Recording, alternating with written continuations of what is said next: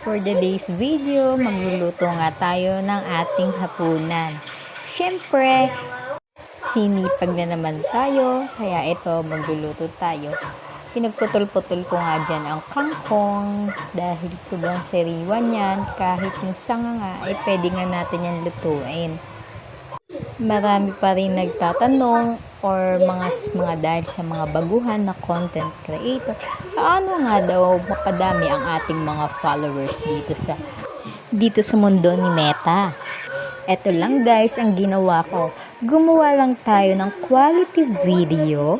Nakagawa tayo ng quality video ay mapapansin ito ni algorithm. Ipapakalat ito ni Meta ang inyong video sa maraming audience.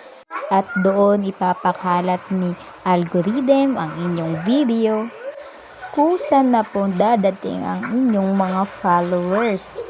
Sasabog ang notification ninyo sa sobrang daming nag-like, nagko-comment, nag-share sa inyong video. Para nga mapansin nga tayo ay gumawa nga ako ng quality. At yun nga ay napansin tayo ni algorithm dahil may isa tayong video na biglang napansin ni algorithm at doon po nagsimula ang aking pagdami ng followers. Gawa lang tayo ng gawa ng mga video na ating i-content na mahalaga ay ipapakita natin na ito ay pasok kay Meta. Base sa aking experience, magwa 1 month pa lang ako nagko-content dito sa aking page, parang napapansin ko dumadami na agad ang aking followers at saka viewers. Dito talaga may papakita kung anong magiging talent mo.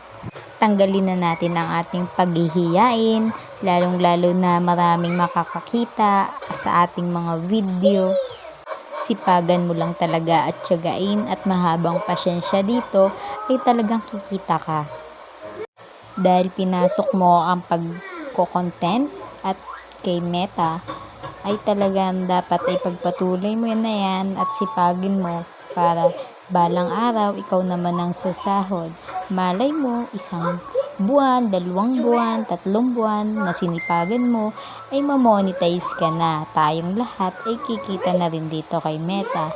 Ay siya, luto ng aking niluluto din Nakabahagi na ako ng inyong pagko-content.